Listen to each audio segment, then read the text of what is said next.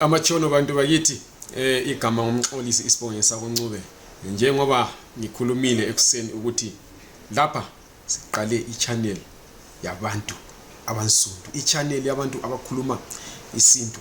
Esenhle ngakuthola ke lapha ngimbuzo evela ebantwini abathanda ukwazi ngama waiver lama permit le new dispensation permit enikezwe amaZimbabwe bayathumela abantu ke ama messages ku WhatsApp yethu, bathumele futhi njalo abantu ku Facebook yethu, ukanti banengi futhi njalo asebefonile bebuza ukuthi kanti manje udaba lwama permit lumi kanjani, ngoba bathi bona bazifunda ama statements avela ku Department of Home Affairs, bafunda futhi njalo izindaba eziphuma kuma phephandaba, babuye futhi njalo balalele ama podcast lama YouTube esiwenzayo, ama videos esiwenzayo ikakhulu mina lo mnumzana uComrade ngakutho mabhena, ngoba yithi sesikhulume kakhulu ngalolu daba lwama permits. So abantu bathi basuka baphiceke lapha lalapha ya ukuthi bayenzeni lumi njani udaba lwama permit. So ngizokhuluma mina zaphendula imibuzo ehlukeneyo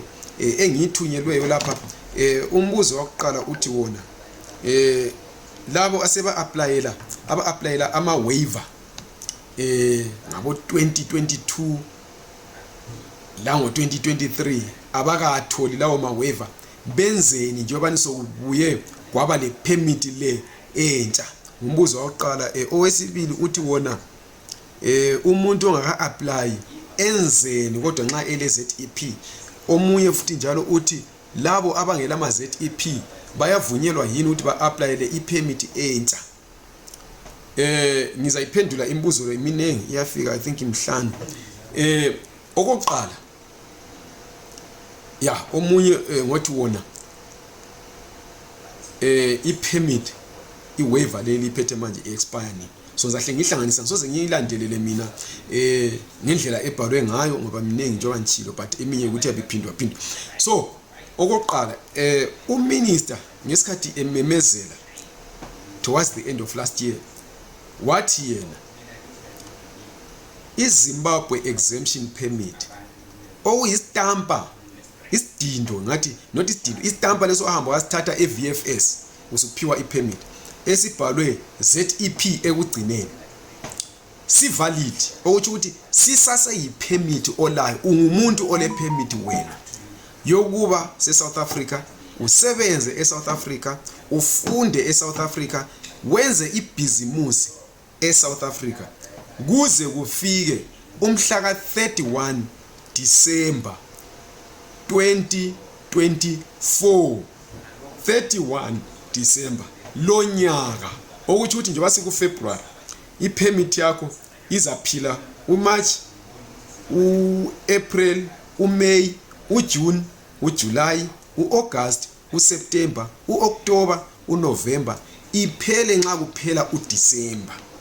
Ungayeka uku-applyela anything ngaleso sikhathi kuze kube fika umhla ka-31 December usuhambile wayekhaya wayokudla ikhisimusi, wacelebrate le new year lezihlobo zakho. Nxa usujika mhla ka-1 January awusela permit, usuphiwa ama days njengomZimbabweni wonke obezihlalele ekhaya ongakazi abe seSouth Africa, usuphiwa 90 days. Zingaphela lezo 90 days ulokhe ula usubotshwa, sungabhanwa lokubhanwa, bakudeport, bathi awusavunyelwa ukuba seSouth Africa. Lesi sikhathi yisikhathi sokuthi lisisebenzise li-applyele ama waiver kumbe ama permit amatsha. Ngithemba sizweni lapho, ongazwisisanga kabhale abuzisise, siyachaza vele silapho ukuthi silichazele ukwenzela ukuthi bantu bakithi lingalahleki. Then abantu bebesebebuza ukuthi thina ke esa applyela ama waiver kudala le alokhe ngakaphumi senzeni, simove on siyo applyela into ezintsha kumbe silinde? Impendulo yethu ithi as long as applyile iwaiver ingakaphumi linda, because kuthatha isikhathi lokho kuyinto. Iminimum okuyithatha yi4 months, kodwa enxa yokuthi kujela ukuthi kuthathe 4 months to 7 months, kodwa ngenxa yokuthi i-home affairs yona ivele ilomsebenzi omningi kakhulu balama files amaningi kuthiwa i-backlog ngesilungu engasiyo abantu bama-waiver kuphela labanye ama-permits amanye kunye lama-South Africans a-applyele izinto ezihlukeneyo umsebenzi wabo. These are still the same people abawenzayo baphinde ba-adjudicate babheke ama-waiver applications wena. Kungakho lindani uze utshelwe ukuthi hayi impumela yakho isiphumile uswele i-waiver. Nxa uswele i-waiver usunga-applyela ke wena i-permit leyi entsha eya introducewa nguminister futhi end of last year. Angithi ngichazile ukuthi i-waiver olayo wena osuvele sulayo wayithola ngo-2017 iphela mhla ka-31 December this year. I-permit leyi entsha eya introducewayo eyama Zimbabwe Exemption Permits amatsha yona iphela mhla ka-25 iphela ngo-2025 ngoNovember 29 November 2025 iyabe i-expire le i-permit eliphiwa manje. So nxa wena ususwele i-waiver so applyela le i-permit eza kugcina lapha for 2 years. Ngithemba sizwisisele. Nxa uvele wena usu-applyela i-waiver ungatholi impendulo, linda uthole impendulo yakho. You've got 10 more months ulokhe ulapha nxa bengasangezelelanga futhi. So linda impendulo yakho ungathola i-waiver. Sengigoqela lalabo abavele sebetholile ama-waiver. Omunye wembhalela namhlanje sithi hayi but ngahamba kahle ngitholile i-waiver. Omunye la I think bayi3 abathole ama-waivers abo from Monday up to today. Nxa usithole i-waiver kwathiwa okay your application is positive sesikunikezile nansi i-waiver eliphephanyana so phuthuma uapplyele i-permit. The best permit to apply for nxa wena ufuna ukusebenza la ukuthi uapplyele i-general work visa. Qhubeka uyi-applyele unga-applyeli this other permit entsha leyi 2 years. Applyela i-general work visa yakho ozothi ungayithola ikuhlalise lapha for 4 or 5 years nxa iphela so applyela i-permanent residence permit. So yikho kumele ukwenze, applyela that permit ulinde futhi njalo uzuyithole ungayiswela. Applyela ke le iZimbabwe Exemption Permit. Nxa wena ubuvele usutholile i-waiver wa-applyela i-permit uminister engaka-announce ukuthi yena useletha le enye i-permit, linda i-permit yakho leyo ovele usuyi-applyele. Ungayithola siyawuhalalisela, ungayiswela applyela le entsha i-ZEP. Njemba sizweneke lapho kube sosiba lo muntu othi yena ama-waiver wona kugcinwa nini ukuthi a-apply. Kumbe sesingayeka yini applyela ama-waivers applyela ama-permit lawa amatsha.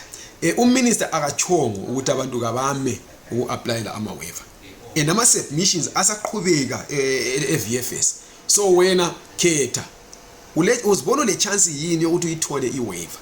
Ma uzibona le chance yokuthi uyithole i-waiver, apply for the waiver. Usafuna yini ukuthi uthole any other permit mainstream eSouth Africa? Ma usafuna applyela i-waiver.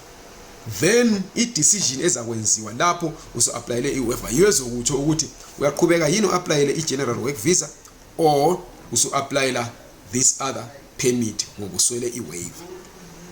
So yikho lokho kukhona. Ngithemba sengiyiphendule yonke imibuzo yenu. Kodwa nxa ukhona ngukhohliwe ngizabuya futhi back. Lani selingangikhumbuza lithi hayi Ncube lapha uthe wena uzophendula imibuzo enje awusaphendulanga lo. Sicela ukusiphendulela usichazele. Nxa lifuna futhi ingcazelo sibhaleleni. Lingafoni please ngoba ngimatasa and inamba engayaziyo angiphenduli. So wena ongakwenza ukuthi ungifakele iWhatsApp ukhulume hayi nguzibani ngidinga udabula uthi ngingakufonela yini bese ngisho ukuthi hayi kwamanje semeetingini ungifonele ngesikhathi esile kumbe hayi ungamfoneli faka ivoice note kumbe hayi bhala. Ungaqali ngokungifakela ivoice note ngoba ngiyiphenduli.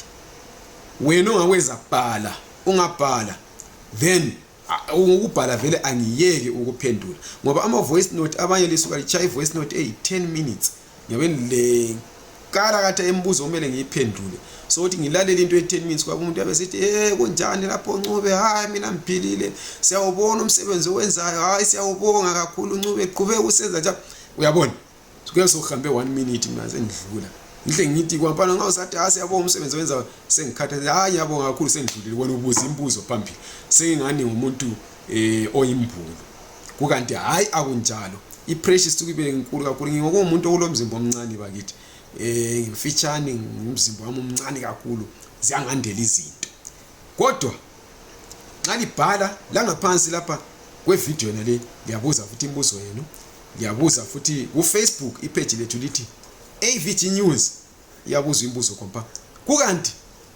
kunenge esikhuluma ngakho asikhuluma ngama permit kuphela zinenge izinto esikhuluma ngazo xa ulombuzo uthumele nxa ulento ofuna ukuthi sikhave sifake le message kuyena leyo number +27 73 962 3075 +27 73 962 3075 faka iWhatsApp ungafaki ivoice note ngaphandle singathi faka thina ivoice note kodwa faka iWhatsApp uhlube uwele phezulu kodaba Ncube ngifuna into enje ngixolise ngifuna into enje then siyaqhubeka senze umsebenzi wethu ngiyabonga kakhulu liqhubeke lisubscribe lilike ivideo le liphinde liyishare ukwenzela ukuthi abantu singabe siloko sigxila entweni eyi1 sidlulele phambili ukwenzela ukuthi abangabe benembuzo ngalolu daba bahle baphenduleke lapha ngiyabonga kakhulu siyalithanda lonke